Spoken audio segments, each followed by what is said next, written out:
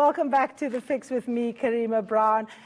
We are, of course, now joined by the Mail and Guardian. They are the ones that chased down the money and the paper trail in the VBS mess, and it led them to the EFF's leader, Julius Malema, and the chief whip of the party, Mr. Floyd Shivambu. And, of course, in the Sunday Times today, we also see that the ANC got some monies paid by one of VBS's main investors, Vele Investments. They paid a bank account, and, of course, the Minister of Cocta is mentioned in that story. To unpack it for us, Peter and I are joined in the studio by Thanduxolo Jika. He's the Investigative Editor at the Mail and Guardian, who exposed the possible link of Julius Malema's cousin in the VBS looting scandal. Thank you so much for joining us, Thanduxolo. I was really impressed by the way in which you were triangulating the facts. The week before, we got an installment about the relationship between Floyd Shivambu and his brother Brian.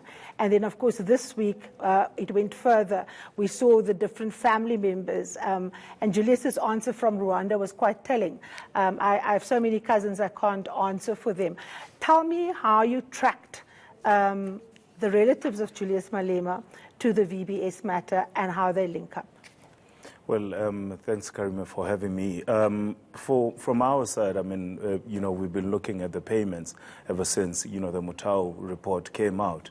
And, you try and flag who is there, etc. But quite importantly, you look at the politically exposed persons. And that is how, we've been trying to piece together the pieces. And, of course, I mean, it was quite interesting to discover that, Brian Shivambu's name came up, and then after that, his company, pays Matsubane Paleng, who is a cousin of Julius Malema, who is not that distant as, Julius How claims. close are they? Well, look, I mean, their mothers are sisters, right? And, They're first cousins. Yeah, they're first cousins, actually. And you would see, I mean, and even on social media, in terms of their pictures, etc. They're quite, They hang. They hang. So, and you look at, like I said, the politically exposed persons, and we've been trying to actually look at, as the Financial Action Task Force's guidance puts it, look at the links and the ultimate beneficiaries of these funds, as, I mean, the FIC is encouraged to do in terms of the illicit flows of monies. And that's how, we've been trying to track the story and find out who are actually the ultimate beneficiaries of these monies. And this is where the banks are at this stage. So I'm interested. I mean, if you've got this far, right? You're a couple of journalists working from Joburg, working the phones. What would a joint Hawks NPA investigation do with the cooperation naturally of the banks? I mean, how quickly could they just walk through this? Correct. And say, okay, boom, boom, boom, here we are. No questions. This is where the money stops. Yeah. Correct. This has got to be. Peter, for them, I mean, it could be quite quick, of course, because they've got the powers to subpoena, right? They've got powers to subpoena. They can check who ultimately got, the monies. From what we've seen already, I mean, Malema's cousin did not pay tax on these monies that he received. Brian Shivambu, he also did not pay tax on the monies that he received from Vele Investments. So everybody's going to pile into this thing. There's, I mean, SARS can actually, quickly go into this thing. It shouldn't take that long, especially with the other thing that I found exposed. interesting about your story was that you found that these companies, in the names of these individuals, actually do nothing. They are shells. They are not involved in any productive work. They've got no staff working. They've got no payroll. And they looked essentially like places to launder money through. Well, I mean, that's why, I mean, it's quite interesting what the financial, the intelligence Center and other financial, authorities are talking about is saying that you go beyond the legal owners, which would be the person who is the director, the person at the bank who is, who has signed as a director. Look beyond that. Look at the target accounts.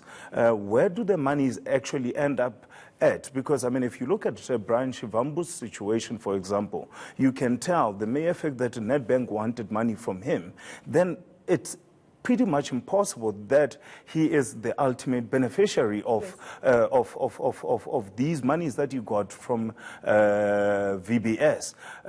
Because, how difficult is it for him from getting 16 million? He couldn't pay, for a mere Toyota Corolla. He says he also uses Ubers to get around. So, and he's struggling to also pay some of his creditors. Then, there's something that just doesn't add up. And if you've read money laundering acts and illicit flows of money, you would understand that this is part of it's part of layering.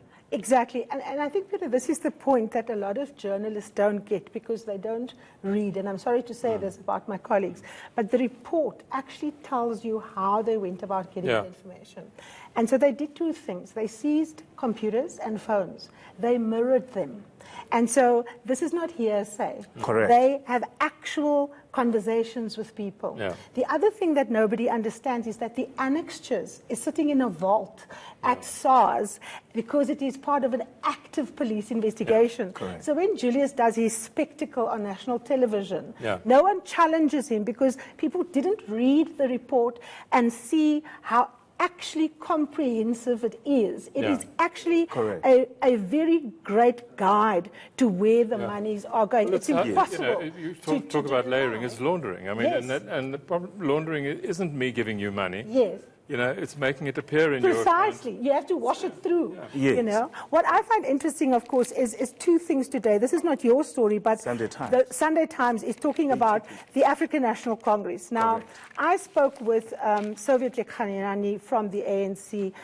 He's the secretary there in the province. At the time I interviewed him, he refused to acknowledge that they had met the top six to try and beg for them to be bailed out. He also refused to say how many municipalities were actually implicated in banking illegally with VBS. Minister of Local Government and Cooperative Governance was right here when we actually read out the minutes of that meeting between the two, and he was categoric. Today, he is mentioned as a potential fixer, and in fact, VBS WhatsApp says that he's not a guy to be trusted because he wants you to pay ANC debts, but he doesn't come through on the promises he makes, and the money doesn't always go to the ANC, it goes to him. Those are strong allegations. So Peter doesn't take lightly to that. He's taken newspapers to court. It's going to be really interesting to see. What do you think of his role in all of this? Look, Karima, that story for me, confirms many other claims that were made, and it also goes, to the depth of what was happening in terms of the loot at VBS, and that everybody was sort of in on it. I first recall that we wrote a story about, money that found its way for the January 8 earlier in the year. And they said, well, they didn't know much about it.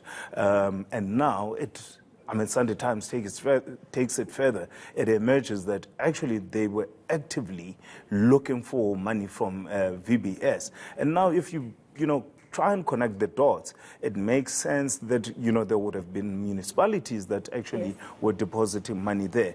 And there were different interests and different people. So this whole thing is actually not a political issue. The origins of the money is actually what is key in this whole issue. It's that the money was not just money from anywhere else. It's money from the poor. It's actually money from ratepayers and different, people who are paying tax in this country. That's what makes it more serious. And the fact that actually the former TG of the ANC was in on it is actually very quite serious allegations. Absolutely. Yeah, no, it's very disturbing. Peter, left-wing parties have to steal money to survive, I'm afraid. It happens all over the world. Yeah. It's not only here. Yeah. You look at the Spanish and Italian socialists. Look They're at very Lula sophisticated. If you want to contract on a government infrastructure, you buy reports from their consultancies. Yeah. The reports don't even exist, but you're paying $4 or $5 million per report, Correct. and then you get a look in on the contract. The other important story, of course, is the fact that the bank also, it says bank honcho gloated over Treasury visit. It looks as if the VBS executives could summon even the Director General of Treasury, Mr. He was Dondo deputy Mokgotane, at the time. Deputy at the time, Deputy to at the this. And he obviously says, yes, he met with them Yeah. and told them that he's sympathetic, but, there are certain things that still cannot be done because they are out of bounds. And of course, we know that Treasury has consistently warned on this. And again, that EFF circus that was supposed to be a press conference where they tried to say it's Treasury's fault, it's the South African Reserve Bank's fault, where they actually actively misled those individuals. Dondo Mokgotane just gets away in this story. Yes, he just about gets away. He does. Yeah. He should never have gone to the House, ever. Okay. Yeah. And, in fact, they shouldn't have gone to see him at all. The chap should have come to the Treasury for a meeting with the Deputy Director General and his officials. Yes. But most importantly, what that story highlights is the fact that the Vele investment holders, actually, they were quite aware that they were doing an illegal act. Yeah. This was not an issue of we don't know, but now we're doing something illegal. Yeah. Can we find a way around it? This confirms that they were actually actively involved. They know that they were actively involved in illegal acts here, and they were trying to find ways to regularize what they knew was effectively wrong. Yeah. I think what is interesting for me is that the reason for the EFF's performance on VBS is because they know how rotten this chain really is. And that is why they launched the attack on the Treasury, they launched the attack on South African Reserve Bank, and of course they must have known that Mr. Mokgotane had visited this individual at home. So it's actually, a complete diversion. The truth of the matter is that the Hawks, in my understanding, is at a very advanced stage. We need the NPA to come in. People need to be arrested. Warrants need to be served. True.